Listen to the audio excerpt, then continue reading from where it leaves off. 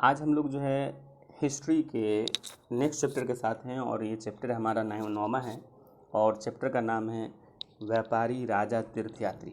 Friends, आप जानते हैं कि हमारा ये एनसीईआरटी का लेक्चर जो ऑडियो चल रहा है, जिसमें हम लोग जो है एनसीईआरटी किताबों को पढ़ रहे हैं और इसमें जो एग्ज़ाम के पॉइंट ऑफ व्यू से इम्पोर्टेंट है या जहाँ से क्वेश्चन पूछे जाते हैं या जहाँ से क्वेश्चन पूछने की संभावना बनती है, उनको हम अंडरलाइन करते हैं और उनको ज़्यादा से ज़्यादा समझने का प्रयास करते हैं। तो चलिए हम इसको शुरुआत करते हैं। और अगर आपसे ने अगर इससे पहले की वीडियो को नहीं देखा तो आप प्लेलिस्ट में जाकर इनके पहले के वीडियो को देख लें, क्योंकि बहुत अच्छे से उसको समझाया गया है। और आप अगर अभी तक इस चैनल को सब्सक्राइब नहीं किए तो आप इस चैनल को सब्सक्राइब कर लें। तो चलिए फ्रेंड्स, हम शुरू करते हैं और चैप्टर का नाम हमारा है व्यापारी राजा और तीर्थयात्री। तो इसमें हम व्यापारी समझेंगे, व्यापारी को समझेंगे, फिर राजा के बारे में समझेंगे, फिर तीर्थयात्री को समझेंगे। देखिए इसमें जो है, इस बॉक्स में जो है बाज़ार में घूमती जागनी है। जागनी गांव के मेले में जाने की आस में लगाए बैठी है और ये स्टील के चमकदार बर्तन, रंग बिरंगी प्लास्टिक की बाल्टियाँ, सोख रंगों के फूलों के प्रिंटों वाले कपड़े, चाबी से चलने वाले मज़ेदार खिलौने उसे बहुत अच्छे लगते हैं। इन चीज़ों को बेचने वाले दुकानदार बसों और ट्रकों पर आते हैं और रात को अपना सामान बेचकर समेट कर वापस चले जाते हैं। जागरी हैरान होते कि ये लोग हमेशा की तरह ऐसा क्यों कर घूमते फिरते रहते हैं। उनकी माँ ने बताया कि ये लोग व्यापारी है, ये चीज़ों को उन जगहों पर खरीदते जहाँ बनाए जाते हैं और फिर उन्हें मेलों में लाकर बेचते हैं। तो इस बॉक्स के अंदर ये समझाने का प्रयास किया गया कि व्यापारी किसको कहते हैं। यानी व्यापारी वो होता है जो जहाँ निर्माण स्थल से सामानों को खरीद कर बाज़ारों में या मेलों में ले जाकर बेचते हैं और फिर वहाँ से वो वापस अपने घर की ओर चले जाते हैं। व्यापारियों के बारे में और व्यापार के बारे में हम कुछ जानकारी सीखते हैं। कहता है कि हमने इससे पहले चैप्टर में 8वें अध्याय में हमने पढ़ा था कि काले पॉलिश वाले बर्तन के बारे में हमने पढ़ा था। खास तौर पर ये जो इनकी कटोरियाँ और थालियाँ थी, इस महाद्वीप के पुरास्थलों से मिले हैं। सवाल उठता है कि इन जगहों पर बर्तन कैसे पहुँचे। ऐसा अनुमान लगाया जाता है कि जहाँ बनते थे वहाँ व्यापारी इन्हें ले जाकर अलग अलग जगहों पर बेचते थे। और दक्षिण भारत में जो है मसाले के लिए काफ़ी इम्पोर्टेंट था। तो आप देखिएगा कि दक्षिण भारत सोना, मसाले, खासतौर पर काली मिर्च की कीमती पत्थरों के लिए काफ़ी प्रसिद्ध था। काली मिर्च रोमन साम्राज्य में इतनी मांग थी कि इसे काले सोने कहा जाता था। मतलब दक्षिण भारत में जो काले मिर्च होती थी, काली मिर्च, उसको इतनी मांग थी रोमन साम्राज्य में कि उसे काला सोना कहा जाता। व्यापारी इन सामानों को समुद्री जहाज और सड़कों के रास्ते रोम पहुंचाते थे। व्यापारी जो था समुद्र के रास्ते और सड़कों के रास्ते पहुंचाता। दक्षिण भारत में अनेक ऐसे रोमन सिक्के मिले हैं जिससे अंदाज़ा लगाया जा सकता है कि उन दिनों यानी कि प्राचीन समय में भी हमारा रोम के साथ हमारा व्यापार काफ़ी अच्छी अवस्था में था।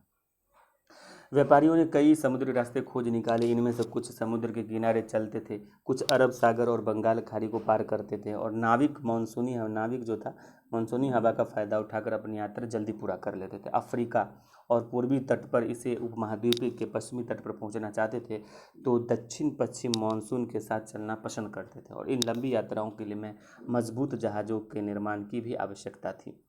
समुद्र तटों से लगे राज्य।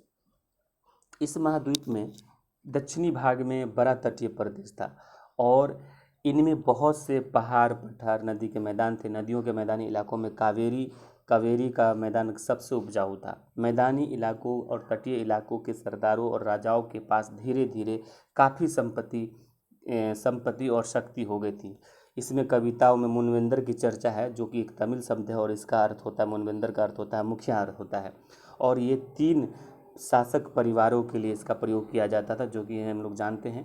जो ये थे हमारा चोल, चेर और पांड्य। चोल, चेर और पांड्य थे और ये जो थे करीब 2300 साल पहले भारत के लिए काफ़ी शक्तिशाली मांगे जाते थे। इन तीनों मुखियाओं का अपना 2-2 सत्ता केंद्र, यानी कि कुल मिलाकर 6 केंद्र से 2 बहुत महत्वपूर्ण थे। 6 केंद्रों में थे जिसमें 2 महत्व थे। एक चोलों का पत्तन था पुहार यानी कावेरीपट्टनम। ये बहुत इंपॉर्टेंट है, याद रखिएगा कि कावेरी पुहार यानी कि पुहार जो था या कावेरीपट्टनम जो था वो चोलों की राजधानी, चोलों की पत्तन था यानी कि बंदरगाह था। दूसरा था पांडवों की राजधानी मदुरै। मदुरै जो था आपको याद इसमें रखना है कावेरीपट्टनम, यानी इसमें आपको क्या याद रखना है, पुहार और कावेरीपट्टनम, जो कि चोलों का पत्तन था यानी कि बंदरगाह था। दूसरा याद रखना है मदुरै। मदुरै जो था पांडवों की राजधानी था, यानी कि कावेरीपट्टनम पुहार जो था हमारा चोलों का बंदरगाह था और मदुरै जो था पांडवों की राजधानी था। ये मुखिया लोगों से नियमित कर के बजाय उपहार मांग करते। ये मुखिया जो होते तो लोगों से नियमित कर नहीं कर के बजाय जो उपहार मांगा करते थे। ये कभी कभी सैनिक अभियानों पर निकल पड़ते तो आसपास के इलाकों से शुल्क वसूल करते थे। इनमें से कुछ धन वे अपने पास रख लेते थे। देखिए, राजाओं को जो धन प्राप्त होता था उसमें से कुछ धन वो अपने पास रख लेते थे, बाकी धन अपने समर्थकों, नाते रिश्तेदार, सिपाही, कवियों के बीच बांट देते थे। अनेक संगम कवियों ने उन मुखियाओं की प्रशंसा में कविताएं भी लिखी, जिनमें कीमती जवाहरात, घोड़े, हाथी, रथ, सुंदर कपड़े दिया करते थे। लगभग 200 वर्षों के बाद पश्चिम भारत में सातवाहन वंश प्रभाव बनाने की लगभग दो पश्चिम भारत में सातवाहन जो था हमारा पश्चिम भारत में, आपको याद रखना है 200 वर्षों के बाद पश्चिम भारत में सातवाहन नामक राजवंश का प्रभाव बढ़ा, यानी कि सातवाहन जो राजवंश था वो पश्चिम भारत में था।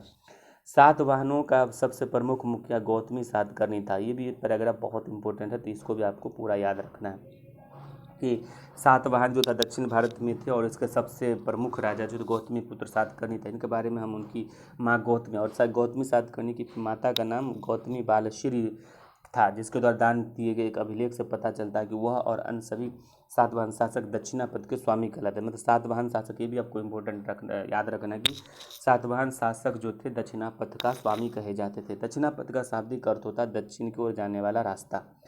देखिए, दक्षिणापथ, दक्षिणा एक मतलब दक्षिण हुआ, पथ का मतलब रास्ता होता है, मतलब दक्षिण की ओर जाने वाला रास्ता। पूरे दक्षिणी क्षेत्र के लिए भी यही नाम प्रचलित था।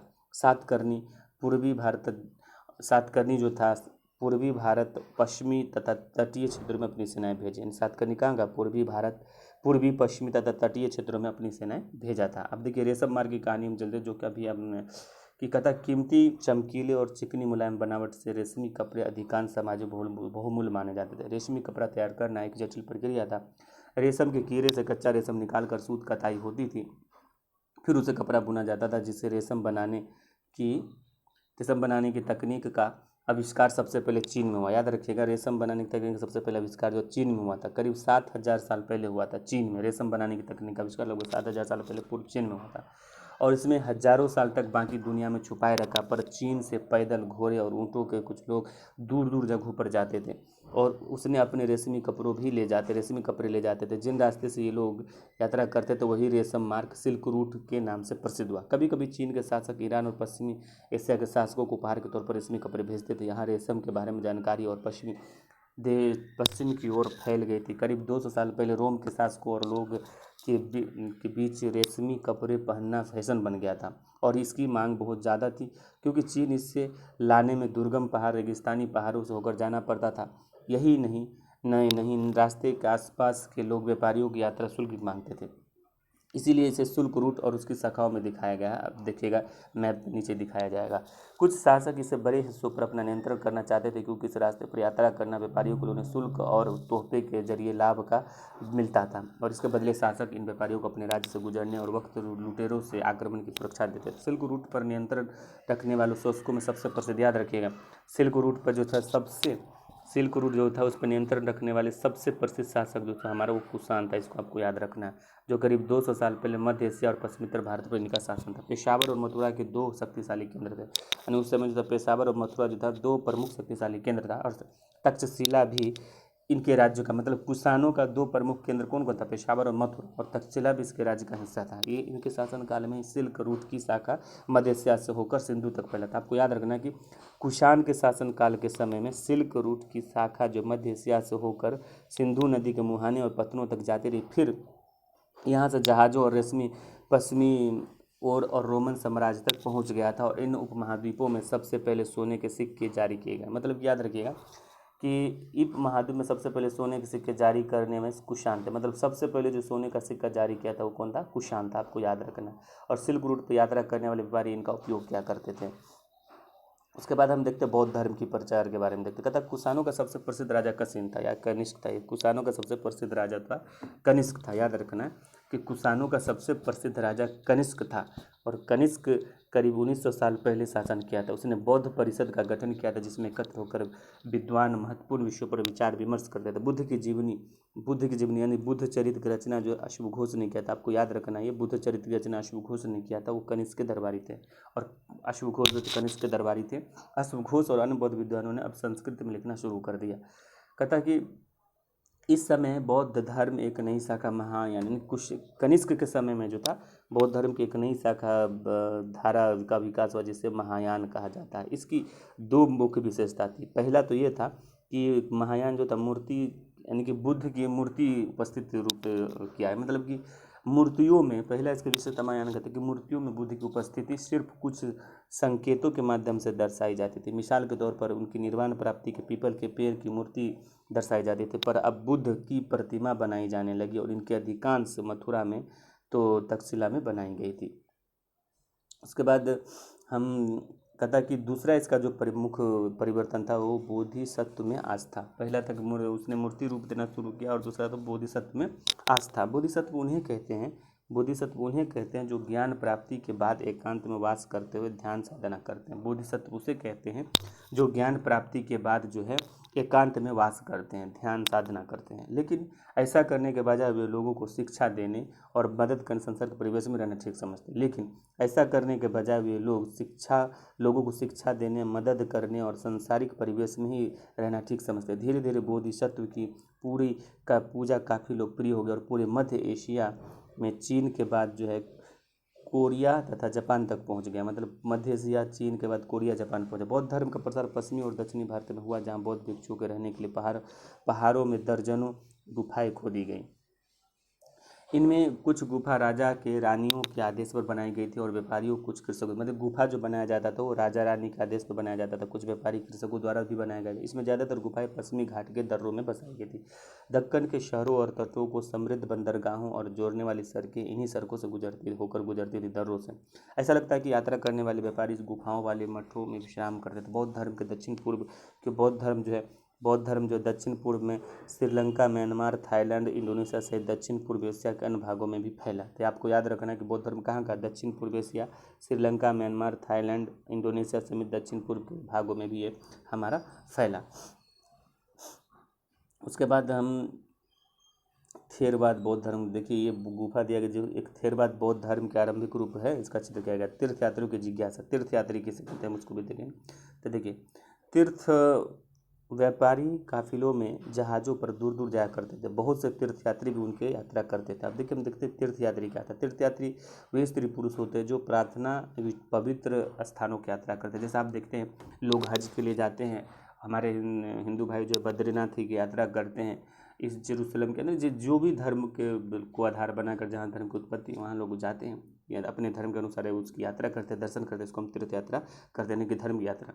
इसी तरह अब देखिए हम कहते हैं ये धर्म यात्रा भारत की यात्रा पाया कि चीन की बौद्ध यात्री फाहियान काफ़ी प्रसिद्ध था। अब देख चीनी यात्री फाहियान जो बौद्ध था, जो कि भारत आया था और वो काफ़ी प्रसिद्ध हुआ। करीब 1600 साल पहले वो आया था। xuanzang 1400 साल पहले भारत आया था और करीब 50 साल पहले इक्सिंग आया था। देखिए इसमें हमको एक याद रखना है, फाहियान आया था, उसके बाद जो ह्वेनसांग आया था जिसको xuanzang भी कहते हैं, और उसके बाद जो इक्सिंग आया था। ये तीनों जो हमारे थे चीनी यात्री थे।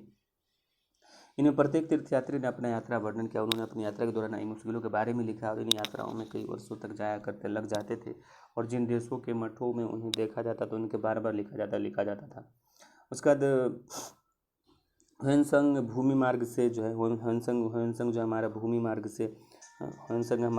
मार्ग से चीन की यात्रा पर लौटे थे और उन्हें सोने चांदी तथा दक्षिण पश्चिम यात्रा करने के लिए कहा गया था। मतलब कि ह्वेनसांग जो हमारे पूर्वी मार्ग से चीन वापस लौटा था। वे सोने चांदी की लकड़ी देखिए सोने चांदी लकड़ी से बनी बौद्ध की मूर्तियाँ तथा 600 से ज़्यादा पांडुलिपियाँ एकत्र की थी। उन्हें 20 घोड़ों पर लाद कर ले जा रहा था। इसमें 50 पांडुलिपियाँ उस समय खो गई थी जब वो सिंधु नदी पार कर रहे थे और उसकी नाव पलट गई थी। अपने जीवन का बाकी हिस्सा उन्होंने बची हुई पांडुलिपियों संस्कृत खोज की बाकी पांडुलिपियों के संस्कृत से चीनी अनुवाद करने में उन्होंने बिता दिया।